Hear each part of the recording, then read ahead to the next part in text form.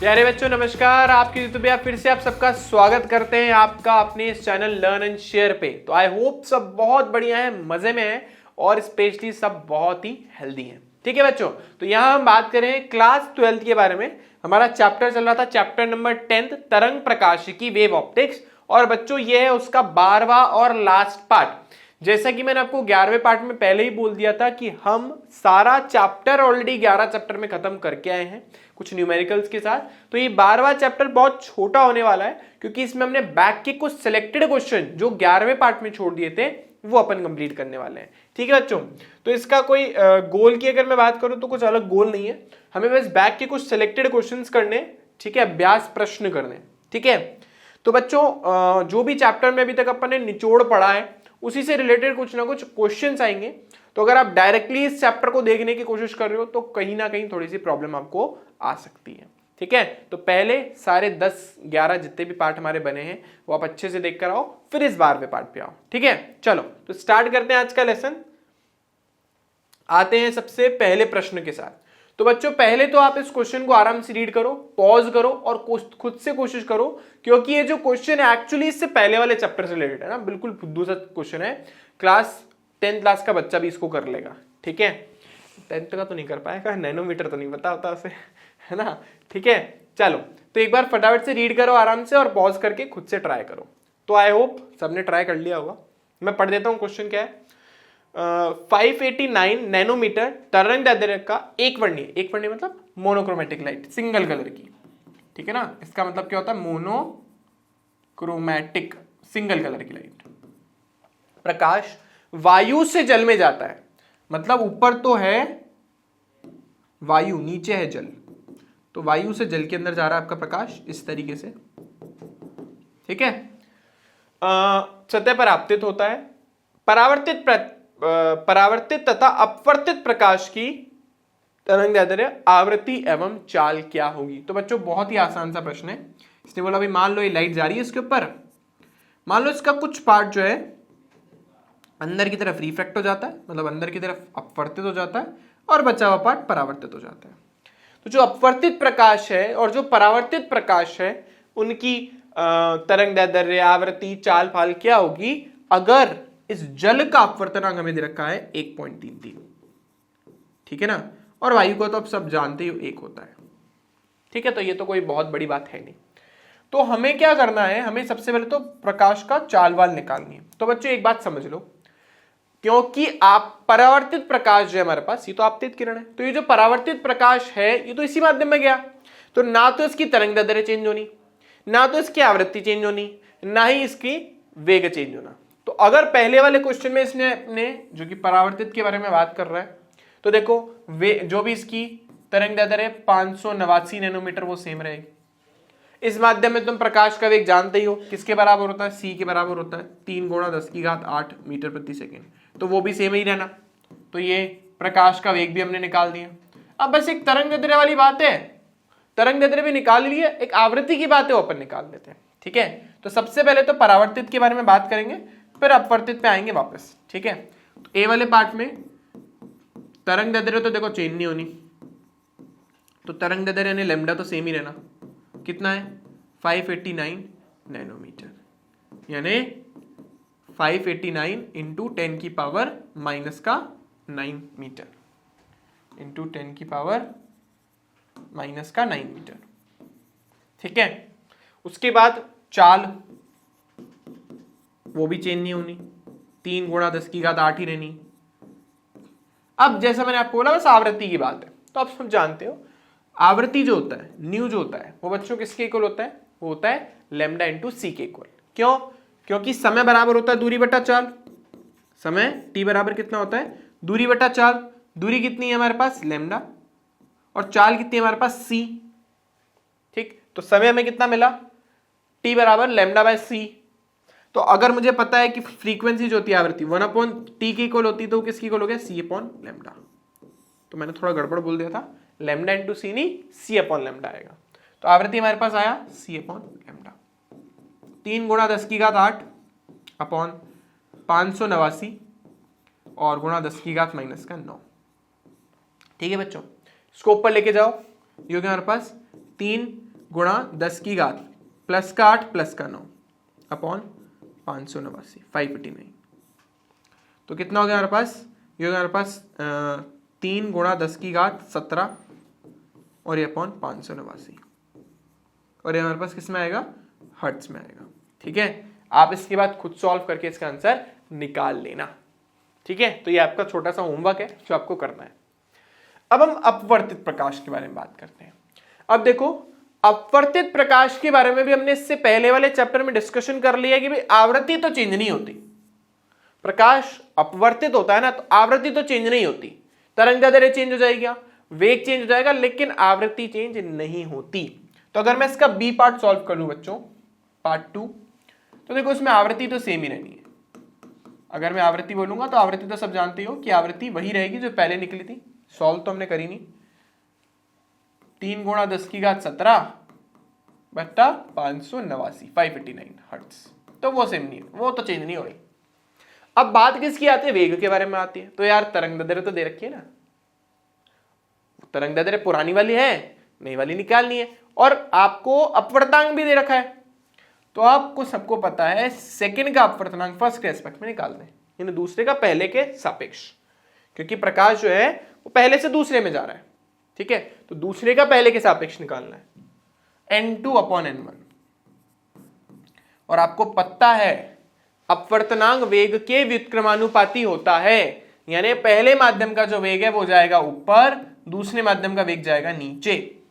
पहला माध्यम तो वायु है, इसलिए इसको मैं c लिख रहा हूं और इसको v लिख देता हूं। तो हमें अपवर्तनांक दे रखा है 1.33, n1 की वैल्यू 1 है, c का मान 3 गुणा 10 की घात 8 हो गया, v हमें पता नहीं। देखो 10th क्लास वाले फॉर्मूला है, बस मैंने कुछ रटा नहीं है, सब फॉर्मूला आपको निकाल के बताया है। तो 3 गुणा 10 की घात 8 अपॉन 1.33 मीटर प्रति सेकंड। ये भी आप ही सॉल्व करोगे सर, आलसी बहुत हो रहे हैं ना। ठीक है, तो ये आप सॉल्व करोगे तो आंसर आ जाएगा। तो ये हमारा आ गया इसका चाल आ गई, आवृत्ति आ गई। अब आती है तरंगदैर्घ्य की बात। तो बच्चों तरंगदैर्घ्य आपको पता है, अभी पीछे पढ़ी अपन ने, ये रही c बराबर कितना, न्यू बराबर कितना होता है? c बटा लेमडा। तो यहां से अगर मुझे लेमडा निकालना है तो बच्चों लेमडा किसके बराबर हो जाएगा? c बटा न्यू के। ठीक है, बस मैंने c नहीं लिया है, मैंने इस बार वेग को क्या लिया है? v। तो इस बार फॉर्मूला बन गया lambda is equals to v upon nu. v का मान ये रहा 3 गुणा 10 की घात 8 अपॉन 1.33। और बच्चों जो आवृत्ति है हमारे पास वो कितनी आ रही है? ऊपर लिखिए 3 गुणा 10 की घात 8 अपॉन 589। तो बच्चों साफ साफ दिख ही रहा होगा तुम लोगों को, कुछ नहीं करा मैंने, v की जगह ये वैल्यू इसी के लिए रखना है और आवृत्ति की रही। अब देखो इसमें ये दोनों कट गए, हमें क्या मिला? 589। अच्छा, पावर इसके साथ थी 10 की घात माइनस का 9 भी है ना, गुणा 10 की घात माइनस का 9। ठीक है, मैंने इसको ऊपर नहीं भेजा, इसको ये छोड़ दिया अपॉन 1.33। अब कई बच्चे सोच रहे होंगे सर यहाँ पे तो 17 लिखा था, आपने तो 8 ही लिखा, तो मैंने -9 को नीचे रहने दे दिया। ठीक है, वो पहले जो लिखा था ना, ये वाला स्टेप, ये रहा, ये कहाँ गया? ये रहा, इसको एज इट इज छोड़ दिया। ठीक है, क्योंकि मुझे पता था पूरा तो कटना ही है। तो इसको जब आप सॉल्व करोगे तो आपके इसका लेमडा की वैल्यू भी आ जाएगी मीटर्स के अंदर। ठीक है, आई होप बच्चों ये बात भी सबको क्लियर हो गई होगी।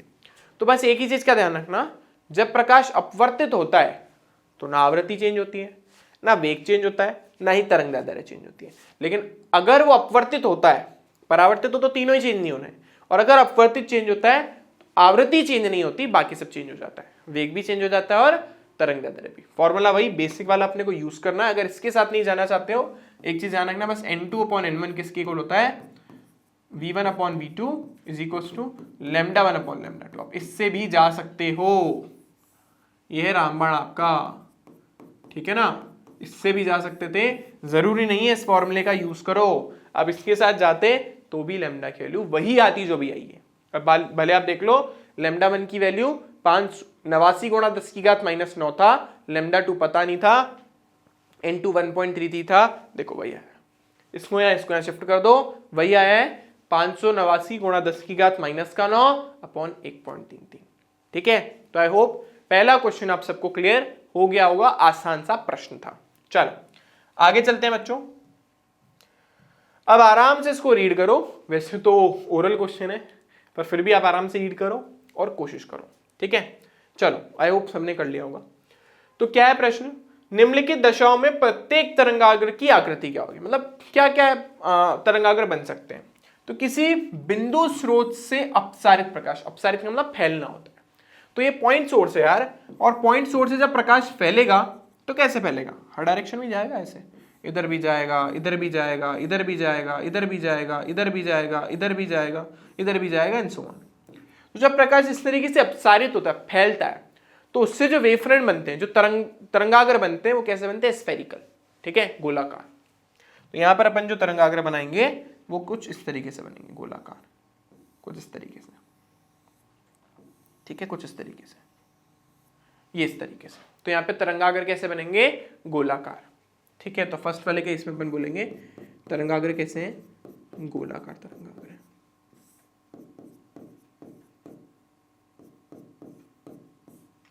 ठीक है ना, गोलाकार तरंगाग्र।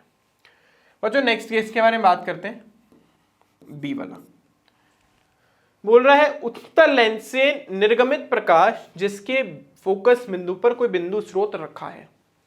अब हमें लेंस तो बोला है इसने, पहली बात तो उत्तल, अब बोल रहा है निर्गमित, मतलब उस लेंस से निकलने वाला प्रकाश, निर्गमित मतलब उससे निकलने वाला प्रकाश जिसके फोकस पर कोई बिंदु रखा है, मतलब उसके फोकस पे कोई पॉइंट सोर्स रखा हुआ है, उसकी बात ये कर रहा है। अगर इसके फोकस पे कोई पॉइंट सोर्स रखा हुआ है और प्रकाश अगर इसके फोकस से निकलता है तो ऑब्वियस ही बात है इससे अपवर्तन के बाद वो मुख्य अक्ष के समांतर हो जाएगा, जस्ट उल्टा केस जो अपन ने पढ़ा था। तो यहां पर क्योंकि बिंदु स्रोत है तो तरंगाग्र कैसे बनेंगे आपको पता है, इस तरीके से, स्फेरिकल मतलब गोलाकार, और क्योंकि आगे जाके एक दूसरे के समांतर हो गए इसलिए आपको कैसा मिलेगा, इस तरीके से समतल। तो यहां पर आपको मिला कैसा, गोलाकार, और यहां पे कैसा मिला, समतल। ध्यान से सुनना, उल्टा नहीं करना, क्योंकि उसने बोला है कि स्रोत कहां पर रखा हुआ है, स्रोत रखा है उसके फोकस पर, जबकि मैंने जब थ्योरी पढ़ाई थी तो मैंने बोला था कि प्रकाश कहां से आ रहा है, अनंत से, एक दूसरे के समांतर था, मुख्य फोकस पर उसका प्रतिबिंब बन रहा था। इस बार स्रोत रखा है मुख्य फोकस पर, प्रतिबिंब बन रहा है अनंत पे, प्रकाश की किरणें एक दूसरे के समांतर हो जाती है। आई होप ये बात सबको क्लियर हो गई होगी। किसी दूरस्थ तारे से आने वाला प्रकाश तरंगाग्र का पृथ्वी पर अवरोधित यानी इंटरसेप्टेड पार्ट, मतलब कुछ एब्जॉर्ब कर लिया उसने, तो क्योंकि वो तारों से आ रहा है, बहुत दूर से आ रहा है, तो तरंगाग्र कैसा होगा, ऑब्वियस ही बात है, इसमें तो कुछ सोचना ही नहीं, समतल तरंगाग्र होगा, ठीक है ना, इसमें तो कुछ है ही नहीं। तरंगाग्र, तरंग जो है वो मतलब जो लाइट आ रही है वो इनफाइनाइट से आ रही है, तो ऑब्वियस ही बात है उससे जो तरंगाग्र उत्पन्न होंगे वो समतल ही होंगे और कैसे नहीं होंगे। आई होप ये बात सबको क्लियर है। चलो आगे बात करते हैं बच्चों। आगे हमारे पास है एग्जाम्पल नंबर 3, आराम से रीड करो, ये भी खुद दूसरा क्वेश्चन है, कुछ भी नहीं है इसमें टू बी ऑनेस्ट। तो एक बार रीड करेंगे सब बच्चे और ट्राई करेंगे होता है क्या। फर्स्ट क्वेश्चन जैसे है बिल्कुल कॉपी उसी के भाई है, ठीक है। चलो आई होप सबने ट्राई किया होगा। तो कांच का अपवर्तनांक 1.5 है, कांच में प्रकाश की चाल क्या होगी अगर उसका अपवर्तनांक कितना है। अब भी अभी बताया यार, इसमें लगाओगे आप n2/n1 is equals to v1/v2, क्योंकि वायु से कांच में जा रहा है तो यहाँ पे c आ जाएगा, यहाँ पे v आ जाएगा, जैसा हमने बोला। इसमें इसका मान 1.5 है, इसका मान 1 है, c 3 × 10⁸ है, v हमें पता नहीं। ये बताऊं 10th क्लास का क्वेश्चन है, 10th क्लास में इंटेक्स क्वेश्चन के अंदर है ये क्वेश्चन। v बराबर 3 × 10⁸ अपॉन 1.5। कभी कभी तो एनसीईआरटी समझ नहीं आती, कभी तो इतने भयानक प्रश्न दे देती है, कभी बिल्कुल टुच्चे से क्वेश्चन दे देती है। इस चैप्टर में टुच्चे से क्वेश्चन है सारे। तो 15 एकम 15, 15 दूनी 30, 2 × 10⁸, ठीक है ना, मीटर प्रति सेकेंड। ये हमारे पास आ गया v का मान। क्या कांच में प्रकाश की चाल प्रकाश के रंग पर निर्भर करती है, यदि हाँ तो लाल और बैंगनी में से किसका जो वेग है वो, मतलब कौन जो है प्रिज्म में धीरे चलेगा। तो देखो बच्चों सिंपल सा लॉजिक है, ये बोल रही है कि क्या मैं जो लाइट डाल रहा हूं उसका फर्क पड़ेगा क्या, मतलब कोई प्रकाश तेज चलेगा कोई धीरे चलेगा, ऐसा कुछ है क्या। तो बिल्कुल है, हमें पता है कि n2/n1 जो है वो किसके इक्वल होता है, v1/v2। वो किसके इक्वल होता है, क्योंकि अपन लैम्डा के बारे में बात करें ना, तो λ1/λ2। सो बेसिकली साफ साफ समझ आ रहा है जो हमारा अपवर्तनांक है वो तरंगदैर्ध्य के व्युत्क्रमानुपाती है और वेग के सीधे समानुपाती है। तो भाई जिसके लिए तरंगदैर्ध्य ज्यादा होगी उसके लिए वेग भी ज्यादा होगा, अपवर्तनांक कम होगा। जिसके लिए तरंगदैर्ध्य कम होगी उसके लिए वेग भी क्या होगा, कम होगा। सो हमसे बोला है एक लाल प्रकाश और एक बोला बैंगनी। लाल का मतलब होता है रेड और वॉयलेट का मतलब होता है ऑब्वियसली वॉयलेट मतलब बैंगनी। तो उसके लिए क्योंकि तरंगदैर्ध्य ज्यादा है तो उसके लिए वेग भी ज्यादा होगा। तो रेड वाले के लिए वेग ज्यादा और वॉयलेट वाले के लिए वेग कम होगा। ठीक है ना, तो इस चीज का ध्यान रखें स्पेशली। तो ये चीज, ये रिजल्ट अच्छे से आप बिल्कुल दिमाग में फिट कर लेना। ठीक है, तो जो VR होगा यानी जो लाल प्रकाश है उसके लिए वेग ज्यादा होगा और जो बैंगनी है जो वॉयलेट कलर है उसके लिए प्रकाश का वेग कम होगा क्योंकि उसकी तरंगदैर्ध्य भी कम होती है। अगर आपसे अपवर्तनांक के लिए पूछा लिया जाता तो रेड वाले के लिए कम होता, वॉयलेट के लिए ज्यादा होता। ये मैंने उस रे ऑप्टिक्स वाले चैप्टर में भी पढ़ा हुआ किरण प्रकाशी वाले में। ठीक है, तो ऐसा कोई बहुत टफ वो नहीं है, क्वेश्चन इजी है। किसमें धीमा होगा, तो ऑब्वियसली बैंगनी में धीमा होगा। तो इसका आंसर हो जाएगा बैंगनी। बैंगनी के अंदर प्रकाश का वेग धीरे होगा, लाल में ज्यादा होगा। ठीक है, आई होप ये क्वेश्चन भी सबको क्लियर होगा, थ्योरेटिकल क्वेश्चन था। चलो अब चलते हैं नेक्स्ट प्रश्न की तरफ। अरे रे रे, ये भी बहुत आसान सा प्रश्न है। चलो एक बार आराम से रीड करो, कोशिश करो, आप लोगों से होता ही नहीं होता है। चलिए देखिए क्या है भाई। प्रश्न है वायु से कांच में संक्रमण मतलब ट्रांजैक्शन के लिए ब्रूस्टर कोण क्या होगा। मतलब ब्रूस्टर कोण है ना, IP पूछा जा रहा है अपन से। ठीक है, अगर अपवर्तनांक जो हमें वो दे रखा है 1.5, सब जानते हो यार n किसके बराबर होता था, 10 IP के। तो अगर मुझे IP निकालना है तो पता है हमें किसके इक्वल हो जाएगा, 10 इनवर्स n के। n हमें कितना दे रखा है 1.5, मतलब 3/2। बस हो गया ना यार, यही आंसर है। बोले 3/2 का आंसर आता ही नहीं है तो इतना लिख के छोड़ के आना है। हाँ दे रखा हो नीचे अलग बात है, बाकी नहीं दे रखना तो इतने से लिख करके आप छोड़ कर आ जाओगे। ठीक है, बस हो गया प्रश्न, 2 स्टेप का था। चलो चलता हूं मैं नेक्स्ट प्रश्न की तरफ। ओके, ये भी आसान सा प्रश्न है, देखते हैं क्या है भाई। रीड करिए आप लोग, ट्राई कीजिए पॉज वॉज करके। चलो आई होप सबने कर लिया होगा। तो 5000 एंगस्ट्रॉम, ये एंगस्ट्रॉम है बच्चों, ए और उसके ऊपर अपन ने डॉट लगाया। एंगस्ट्रॉम तरंगदैर्ध्य का प्रकाश एक समतल परावर्तक सतह पर आपतित होता है। ठीक है ना, एक फ्लैट सरफेस है उसके पर आपतित होता है। परावर्तित प्रकाश की तरंगदैर्ध्य एवं आवृत्ति क्या होगी। भाई फिर आ गई बात परावर्तित की, यार अभी अभी बोला था परावर्तित प्रकाश का तरंगदैर्ध्य और आवृत्ति चेंज नहीं होती। आपतन कोण के किस मान के लिए परावर्तित किरण और आपतित किरण एक दूसरे के अभिलंबित होगी। मतलब आपतन कोण का मान क्या रखूं जिसके लिए परावर्तित किरण और आपतित किरण एक दूसरे के अभिलंबित हो जाए, इसको देखते हैं। उससे पहले अपने को पता है अपने को तरंगदैर्ध्य निकालनी है, तो तरंगदैर्ध्य तो देखो सेम ही रहेगी।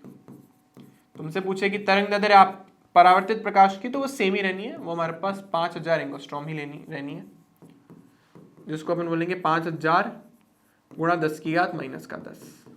सॉल्व कर लो, 5 गुणा 10⁻⁻7 मीटर। तो तरंगदैर्ध्य में तो कोई फर्क नहीं आना। हाँ आपका जहां तक बात है आवृत्ति वो अपन निकाल लेते हैं। तो आवृत्ति किसके इक्वल होता है, आवृत्ति होता है हमारे पास, मतलब न्यू हमारे पास होता है c/λ, वो अपन निकाल लेते हैं। अच्छा तरंगदैर्ध्य किससे रिप्रेजेंट करते हैं, लैम्डा से, आवृत्ति न्यू से, c/λ 3 गुणा 10⁸ अपॉन 5 गुणा 10⁻⁻7। तो ये हमारे पास हो गया 3/5 गुणा 10⁻15, 5 छंग 30 यानी 0.6 हो गया, गुणा 10⁻15। सॉल्व कर लो और 6 गुणा 10⁻14 हर्ट्ज। इतने हर्ट्ज की तरंग मतलब इतने आवृत्ति की है वो है, लाइट है, प्रकाश है। ठीक है, तो फर्स्ट वाला पार्ट तो अपन ने आराम से सॉल्व कर लिया। दूसरे प्रश्न ये पूछा है आपतित कोण कितना होगा अगर आपतित किरण और परावर्तित किरण एक दूसरे के अभिलंबित हो। ये तो देखो फोकट क्वेश्चन है, क्लास 7th 8th का बच्चा भी कर लेगा इसको। ठीक है ना भाई, ये कांच परावर्तक सतह, ये तुम्हारा अभिलंबत। ठीक, उसने एक बात बताओ, ये आपतित किरण है ना, ये परावर्तित किरण है, ये बोल रहा भाई दोनों एक दूसरे के अभिलंबत है। मुझे तो पता है आई और आर बराबर होते हैं, मतलब आई प्लस आर तुम्हारे अकॉर्डिंग कितना दे रखा है, आई और आर 90 दे रखा है, और क्योंकि परावर्तन हो रहा है आई तो बराबर होता है आर के, यानी इस रिलेशन में मैं आर की जगह वापस आई रख देता हूं। 2i किसके बराबर हो गया, 90 के, आई किसके बराबर हो गया, 45 के। ऑब्वियस है, जब आपतित किरण जो है 45 डिग्री का कोण बनाएगी अभिलंब के साथ, तो ऑब्वियस सी बात है परावर्तित भी उतना ही बनाएगी यार। तो इसका आंसर सीधा सीधा कितना हो गया, 45 डिग्री। ठीक है, चलो आई होप सबको क्लियर है इतनी बात। बोल देता 60 डिग्री कौन है तो 30 हो जाता, बोल देता 30 डिग्री कौन है 15 डिग्री हो जाता, बोले 80 डिग्री कौन है 40 हो जाता, आधा ही तो बढ़ना है। चलो ओके, तो हमारे पास है आज का 10.10 क्वेश्चन, वो भी फटाफट से अपन देख लेते हैं। क्या है भाई, हमें बोल रहा है उस दूरी का आकलन कीजिए जिसके लिए 4 मिलीमीटर के आकार का द्वारक, द्वारक मतलब था स्लिट, ठीक है ना, तथा 400 नैनोमीटर तरंगदैर्ध्य के प्रकाश के लिए किरण प्रकाश की सन्निहित रूप से लागू है। देखो क्वेश्चन की ना लैंग्वेज बड़ी टफ है, बाकी कुछ नहीं है। याद करो अपन ने फ्रेनेल दूरी निकाली थी, तो ये अपन से एक्चुअली फ्रेनेल दूरी पूछ रहा है। ये बोल रहा है किस डिस्टेंस तक हमारा किरण प्रकाश की वैलिड है, क्योंकि उसके बाद आपको पता है, याद होगा सबको, ऐसा कुछ बनाया था अपन ने ना, थोड़ा थोड़ा ऐसा कुछ याद आ रहा होगा सबको, कुछ इस तरीके का।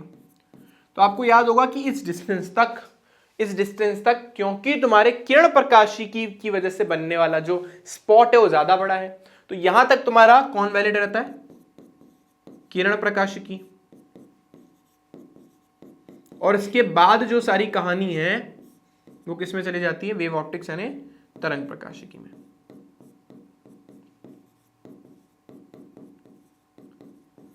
ठीक है, तो यहां तक तो किरण प्रकाशिकी वैलिड है, इसके बाद आपका तरंग प्रकाशिकी वैलिड होने लग जाता है। ठीक है बच्चों, तो आपसे वो फ्रेस्नेल दूरी पूछ रहा है, तो इसका मैंने सीधा सीधा फॉर्मूला पढ़ा था ZF, इसका मैंने पढ़ा था a²/λ, ठीक है ना, जहां पे ए द्वारक की या स्लिट की विड्थ हुआ करती थी ये, और लैम्डा तो जानते हो तरंगदैर्ध्य है।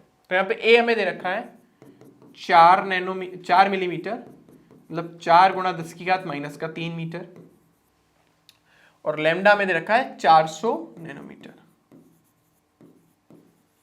400 एज इट इज, नैनो का मतलब 10⁻⁹ ठीक, मीटर में ये हो गया 4 × 10⁻⁷। ठीक, बस रख दो यहाँ पे वैल्यू, ये हो गया 4 × 10⁻⁻3, इसका हो गया स्क्वायर अपॉन लैम्डा कितना है 4 × 10⁻⁷, 4 चौक 16 हो गया ऊपर, इंटू 10⁻⁻6 अपॉन 4 × 10⁻⁷, 4 चौक 16, इसको ऊपर ले जाओ, हो गया 10 प्लस का 7, तो ये हो गया 4 × 10⁻⁻6 + 7, सॉल्व करो, 4 × 10 यानी 40 मीटर तक हमारा किरण प्रकाश की वैलिड है, बहुत बड़ी दूरी है ये। ठीक है, तो आई होप सबको ये बात क्लियर हो गई होगी, आसान सा प्रश्न था। बस कभी भी सन्निकट फन्निकट पूछना ना, किरण प्रकाशी कहाँ तक, सन्निकट मतलब अप्रोक्सीमेटली कहाँ तक वैलिड है, सन्निकट मतलब होता है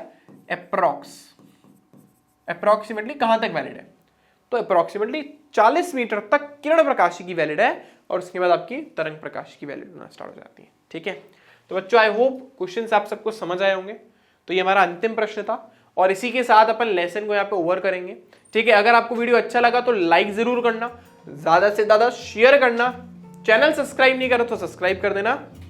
और बच्चों 11th और 12th का पेड बैच भी हमने स्टार्ट कर दिया है, जिसमें इसके अलावा जितने भी न्यूमेरिकल बच्चे हैं वो भी हम करवाएंगे, उसमें टेंशन ना लें। ठीक है, बट वो पेड बच्चों के लिए होगा, तो उसके लिए आप जो नीचे नंबर फ्लैश हो रहे हैं उन पे कांटेक्ट कर सकते हो। बहुत ही नॉमिनल से चार्जेस हैं, जो भी ऐप को थोड़ा सा मैनेज करने के चार्जेस लगते हैं, वही है और कुछ नहीं। ठीक है, तो चलिए मिलते हैं आप लोगों से नेक्स्ट क्लास में। इस वीडियो को देखने के लिए धन्यवाद, बाय बाय।